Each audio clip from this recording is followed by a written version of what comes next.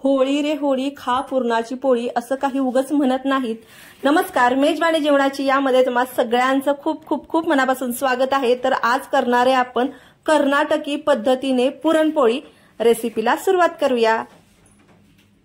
तर त्यासाठी ना बघा चण्याची डाळ घेतलेली आहे आणि चण्याची डाळ आहे ना ही मी भिजत वगैरे घातलेली नाहीये।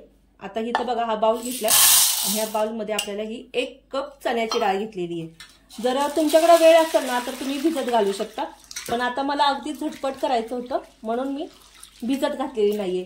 आणि ही डाळ आहे ना अगदी एका शिट्टीमध्ये आपल्याला कशी शिजवायची आहे ती पण तुम्हाला दाखवणार आहे। त्यासाठी जी ट्रिक वापरणार आहे ना मी, तर ह्या ट्रिकने आहे ना अगदी झटपट आणि एका शिट्टीमध्येच ही डाळ शिजून निघते। डाळ इथं आहे ना भिजवून झालेली आहे, धुवून झाली, इथलं पाणी काढून घेते। ते बघा डाळ स्वच्छ 2 पाण्याने धुवून घेतली। इथं कुकर घेतला, ह्या कुकर मध्ये आपल्याला ही डाळ काढून घ्यायची आहे। तर बघा बहुतेक जणांचा असा समज असतो की डाळ भिजत घातली ना तर डाळ लगेच शिजते, पण ऐन वेळेला आपण काय करतो डाळ भिजत घालायचं विसरून जातो, मग त्यावेळेस तुम्ही ही ट्रिक वापरू शकता। आता इथं आहे ना ज्या वाटीने आपण डाळ मोजून घेतली होती 1 वाटी, त्याच वाटीने आपल्याला यामध्ये 1 वाटी पाणी घालून घ्यायचंय।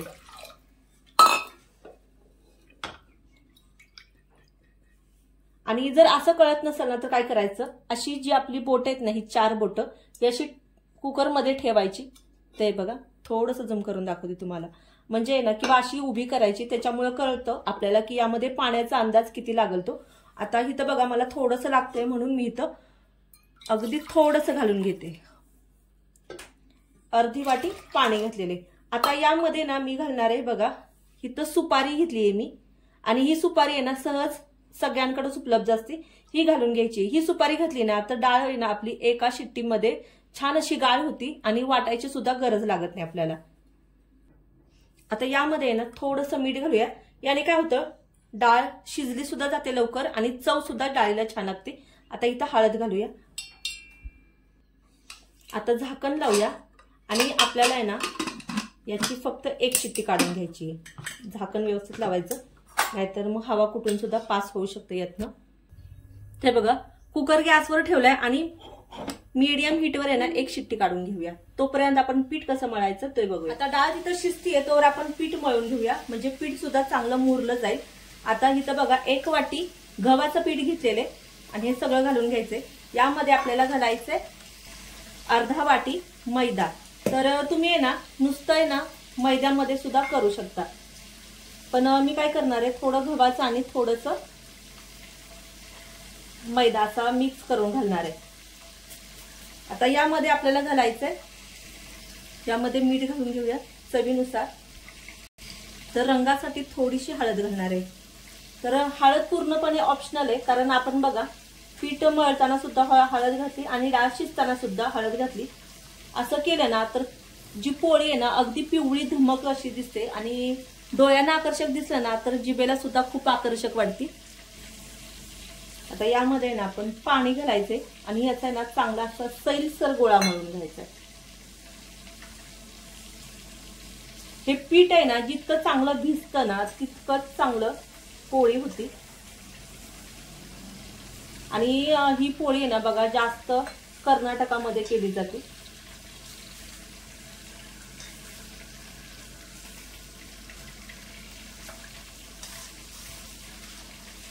आणि शक्यतो आहे ना मैद्याची करतात, पण आपण काय करतो थोडंसं गव्हाचं पीठ आणि थोडंसं मैदा असं घालून हे पीठ चांगलं मळून घ्यायचंय।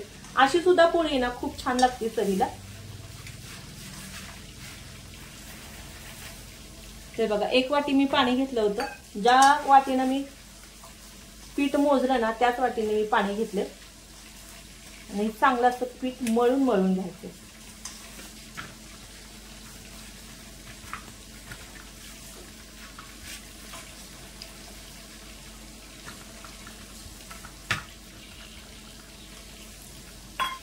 तर बघा मी पाणी किती वापरते ती, आणि जितकं पाणी यामध्ये मुरतं ना तितकीच पोळी चांगली अशी सैलसर होती। आणि या पोळीला आहे ना दाताने नाहीतर होटाने खाता येईल इतकी ही पोळी छान होती। असं चांगलं मळून मळून घ्यायचं। आता आपल्याला आहे ना ह्याला तेल लावून परत चांगलं असं मळून मळून घ्यायचं। तर या पिठाला ना चांगली अशी तार झाली पाहिजे.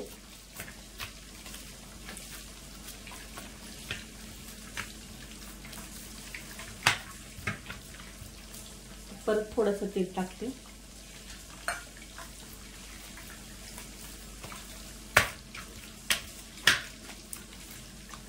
तर बघा चिकट तुम्हाला दिसत असेल किती चिकट आहे हे पीठ. चांगलं असं मळूनच घ्यायचं. जितकं सैलसर तुमचं पीठ असेल ना तितकीच पोळी लाटायला सोपी जाते. हे बघा पीठ चांगलं असं मळून घेतलंय आणि आहे ना याची नाशी बघा अगदी तार अशी झाली पाहिजे. ते बघा अशी तार असली ना की पीठ व्यवस्थित असतं. तुम्हाला दुसऱ्यांदा दाखवते. बघा अशी तार झाली पाहिजे.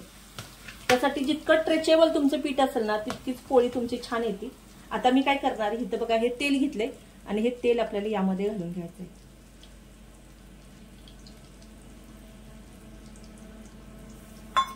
आणि हे ना चांगलं असं यामध्येच ठेवून द्यायचंय.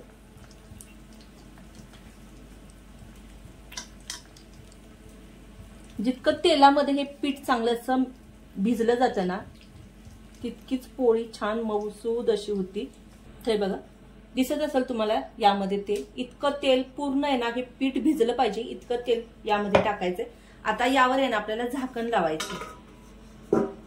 त्यामुळे काय होईल ना पिठाला कडके पडणार नाही आणि पीठ असं चांगलं मुरलं जाईल. आणि हे 15 ते 20 मिनिटं किंवा जास्तीत जास्त अर्धा तास एका साईडला ठेवून देऊया. ते बघा एक शिट्टी झालेली आहे आणि आहे ना आपण चेक करूया. तर बघा पूर्ण थंड झालेलं आहे. वाफ पूर्ण गेलेली याची. आता ना हे गाळून घ्यायचंय आपल्याला. यातलं येळवणी आणि तर यातली बघा सुपारी आपल्याला काढून घ्यायची. आणि बघा सुपारी आहे ना सुपारीमुळे डाळ बघा किती छान अशी शिजलेली आहे. आणि अशी जर डाळ शिजलेली असली ना तर पुरण वाटायची गरज लागत नाही. आणि हे पुरण आपल्याला कसं वाटायचंय डायरेक्ट ते पण दाखवणार आहे मी. तर यातलं पाणी सगळं काढून घेतलं आणि बघा एवढं पाणी निघालंय. आणि याची आहे ना कटाची आमटी खूप छान लागती. आणि आमच्या सातारीच पद्धतीने कटाची आमटी कशी करायची याचा व्हिडिओ आहे ना मी ऑलरेडी युट्यूबवर टाकलेला आहे. तर तिथे जाऊन तुम्ही नक्की चेक करा. आणि जरी तुम्हाला पाहिजे असेल ना तर होय म्हणून मला कमेंट करा. मी त्याची लिंक तुम्हाला पाठवेल. आता हे ना आपण साईडला ठेवूया. आता इथं कढई ठेवली. या कढईमध्ये आपल्याला ही डाळ घालून घ्यायची. आता ही राहिलेली आहे ना सगळी घालून घेते. तर बघा एकच आपण वाटी घातली होती आणि डाळ शिजून किती जास्त झाली ती. आता इथं एक वाटी मी डाळ घेतली होती त्यासाठी ना इथं एकच वाटी आपल्याला गुळ घ्यायचा आहे. आणि डाळ आणि गुळ व्यवस्थित प्रमाण असलं ना तर पोळी छान गोड लागते. नाहीतर मग पंचाट अशी पोळी लागते. आणि पोळी बघा जितकी गोड असेल ना तितकी चवीला सुद्धा छान लागते. आणि आपल्याला आहे ना वाटायचं नाहीये. तर इथं बघा मी असं डाळ वाटीचा चमचा घेतलाय आणि ही ना डाळ आपल्याला अशी मॅश करून घ्यायची. आणि गुळ टाकल्याबरोबर बघा गुळाचं पाणी सेपरेट होतं. आणि गुळाबरोबर आहे ना डाळ सुद्धा चांगली अशी मॅश होते. जर तुम्हाला असं करायचं नसेल ना यानी होत नसेल पण माझं होते. पण तुम्हाला मी दुसरी ट्रिक दाखवते. तर इथं ना बघा असा हा मॅशर घेतलाय आणि या मॅशरने ना आपल्याला अशी ही डाळ मॅश करून घ्यायची आहे. तर बघा अशी आहे ना मॅशरने अशी मॅश करून घ्यायची. आणि बघू शकताय जितकं मॅश कराल ना तितकंच वाटायची मेहनत कमी होती आणि वेळ सुद्धा वाचतो.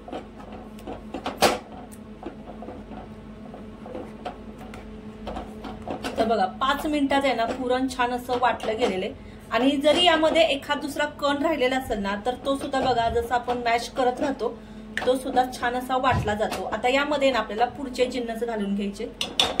तर हे तुम्हाला आता जरी पातळ दिसत असेल ना जसं जसं पुरण शिजलं जातं तसं तसं यातला गुळ आहे ना गुळाचं पाणी आहे ना ते रिलीज होतंय. जसं जसं पुरण शिजलं जातं तसं तसं गुळाचं पाणी सुद्धा ना सेपरेट होतं म्हणजे आटलं जातं.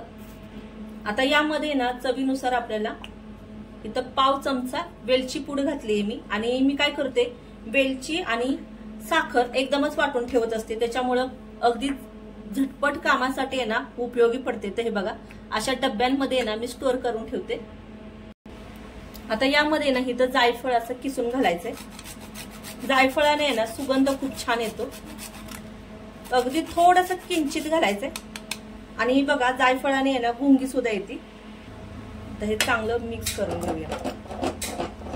आणि बघा गुळ आणि जायफळाचं कॉम्बिनेशन ना खूप छान लागतं. आणि बघू शकता अगदी पातळसर असं हे पुरण झालेलं आहे.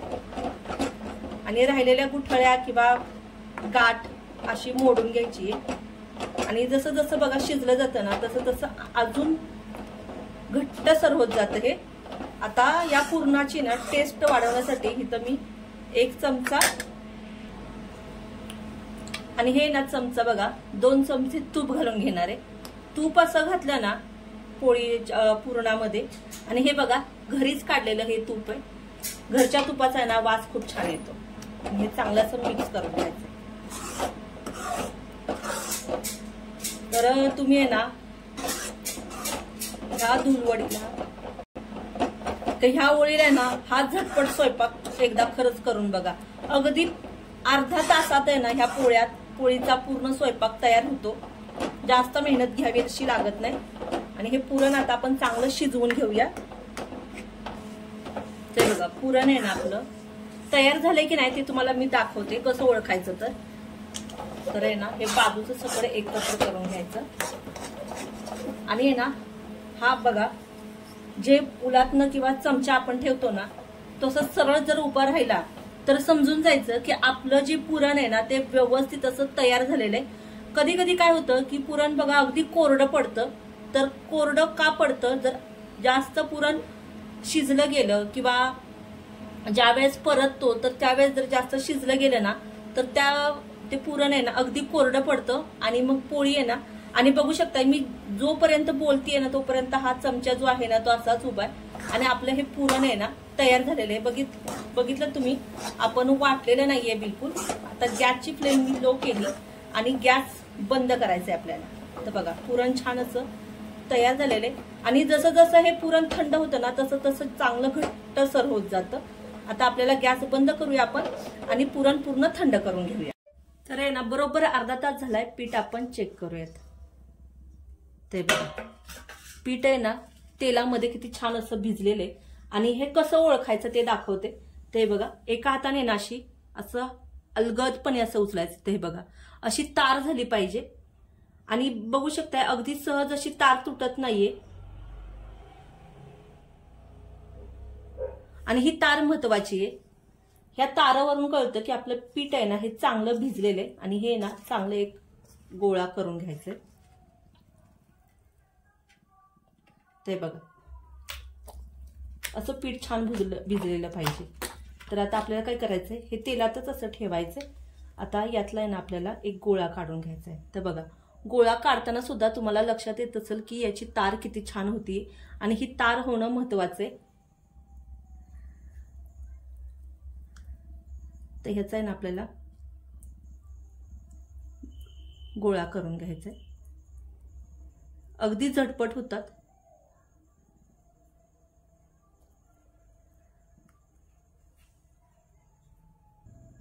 आता ना बघा खाली एक पोळपाट घेतलाय मी आणि त्यावर आहे ना अशी पॉलिथिन घेतली म्हणजे पिशवी घेतली जी आपल्या घरात उपलब्ध असते ना कॅरी बॅग ती घेतली आहे. आणि आपल्याकडे काही बाहेर सारख्या पिशव्या नसतात जे पुरणपोळीला वापरतात बघा. तर आपल्याला ना असा याचा हाताने हुंडा करून घ्यायचा आहे. आणि तुम्ही यामध्ये किती जरी पुरण घातलं ना तरी ते आरामात बसतं. तर बघा एक मुठका असा मी पुरणाचा घेतलाय आणि त्यावर असं ठेवून घ्यायचंय. आणि पूर्ण असं फक्त फोल्ड करत जायचंय.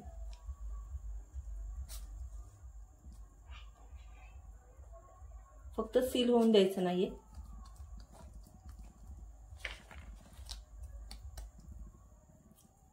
तर मी ना हाताने असं आणि मग आपल्याला असं थापून घ्यायचं आहे.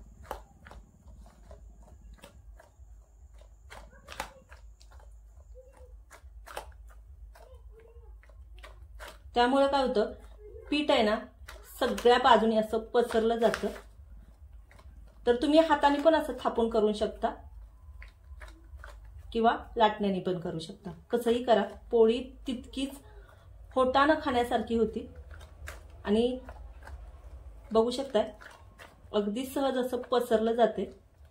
आता आपल्याला काय करायचं, इथं मी थोडासा तेलाचा हात घेणार आहे आणि असं हाताने पसरून घ्यायचं. तर इथं लाटणं घेतले आणि लाटणीला आहे ना थोडंसं तेल लावून घ्यायचं आणि अगदी अलगद हाताने ना आपल्याला ही पोळी लाटून घ्यायची. बघू शकता तुम्ही कशी लाटते मी. अगदी अलगद करायचे. पोळी उलटायची नाहीये, फक्त जो कागद आहे ना तो असा फिरवून घ्यायचा. ते बघा जसा मी कागद फिरवून घेते. आणि किती पातळ लाटा, अजिबात तुमची पोळी फसणार नाही या पद्धतीने जर केली तर तुम्ही. तर आमच्या इथं कर्नाटकी साईडला आहे ना अशा पोळ्या करतात. तर तुमच्याकडे कशा करतात मला कमेंटमध्ये कळवा बरं का. तर बघू शकता पुरण पूर्ण कडेपर्यंत असं पसरलं जातं. ते बघा इथं आहे ना छान अशी पोळी लाटून झाली. आता ही आहे ना टाकण्याची ट्रिक आहे.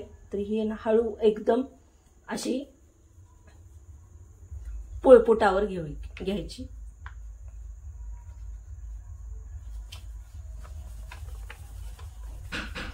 ते बघा तवा ठेवलाय तापायला, यावर आहे ना आपल्याला ही पोळी घालून द्यायची.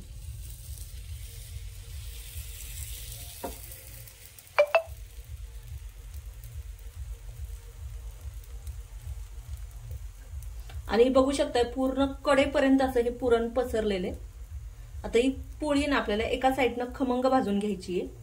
आणि बघू शकताय लगेच याला हलवायची नाही, कारण अगदी नाजूक असती ही पोळी.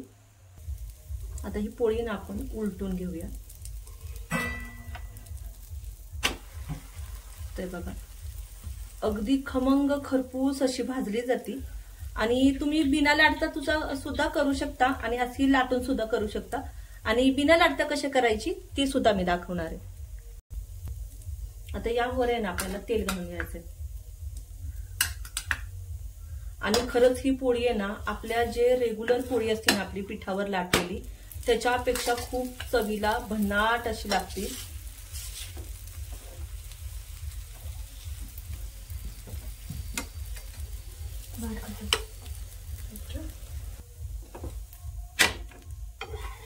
आणि मग आमच्या इथं ना घरामध्ये थोडीशी कडक पोळी असली ना तर खरंच खूप छान लागते. आता ही पोळी ना आपली भाजून झाली आहे, काढून घेऊया. आता आपल्याला बिना लाटता करायची. तर त्यासाठी ना इथं बघा पिठाचा गोळा घेतलाय, यावर आपल्याला हे पुरण ठेवून घ्यायचंय आणि याचा असा मुटका करायचा आहे. आता पीठ सगळ्या बाजूने पसरण्यासाठी मी काय करणार, याची अशी गोल टिक्की बनवून घेणार आहे, ठेवणारे अशी मधोमध. आणि हे ह्याचे पदर आहेत ना ते असे आपल्याला उचलत जायचे फक्त.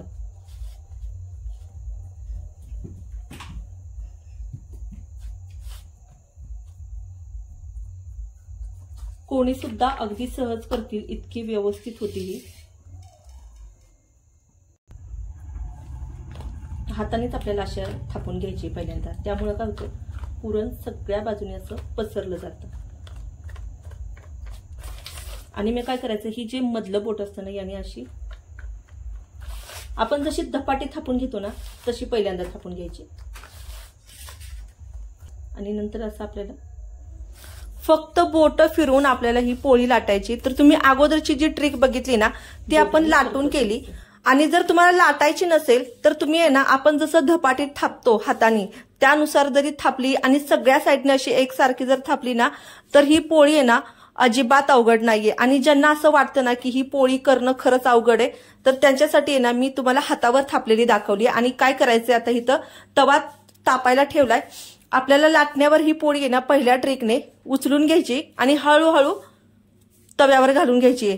आता तव्यावर पोळी घालताना ना गॅसची फ्लेम थोडीशी लो करायची, कारण तवा अगदी जास्त तापलेला नसावा, नाहीतर मग काय होतं पोळी खालून चिटकून जाते.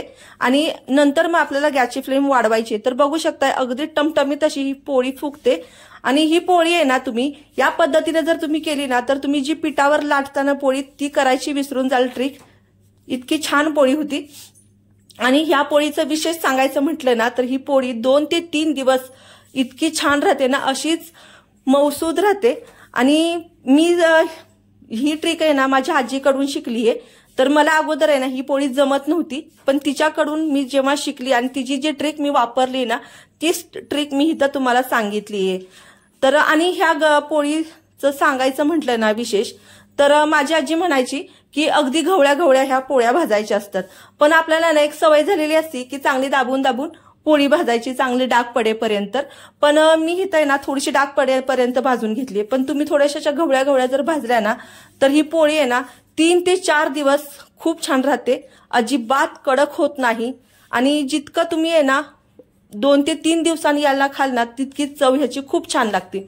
तर मी जेव्हा ह्या पोळ्या केल्या ना घरी, तर माझ्या मुलांनी आहे ना मला परत आग्रह केला की अशाच पोळ्या परत एकदा कर, इतकी चवीला छान लागते। आणि या पोळीचं आहे ना लाटायची गरज नाहीये किंवा पुरण वाटायची सुद्धा गरज नाही। आणि इथं बघा पोळी ना मी छान करून घेतलेली आहे पोळी, आणि बघू शकताय पोळी किती सुंदर अशी झालेली आहे। आणि ही पोळी ना तुम्ही दाताने नाही तर होटाने खाल, इतकी छान लागते। आणि हो, कापसापेक्षा मौसूद अशी ही पोळी होती। जे पहिले करणारे असतील ना पहिल्या खेपेतच त्यांची पोळी अगदी सुबक अशी होईल याची मी तुम्हाला खात्री देते। तर एकदा ना या पद्धतीने नक्की करा, आणि आवडलं तर कमेंट बॉक्समध्ये कळवायला विसरू नका। चॅनलला जर अजूनपर्यंत लाईक केलं नसेल तर लाईक करा, सबस्क्राईब करा, आणि बाजूला जे बेल आयकॉन असतं ना ते नक्की दाबा, त्यामुळे ना माझे नवीन नवीन व्हिडिओचं नोटिफिकेशन सर्वात अगोदर तुम्हाला येत जाईल। चला तर मग भेटूया अशा छान खमंग रेसिपी सोबत, तोपर्यंत पहा मेजवानी जेवण।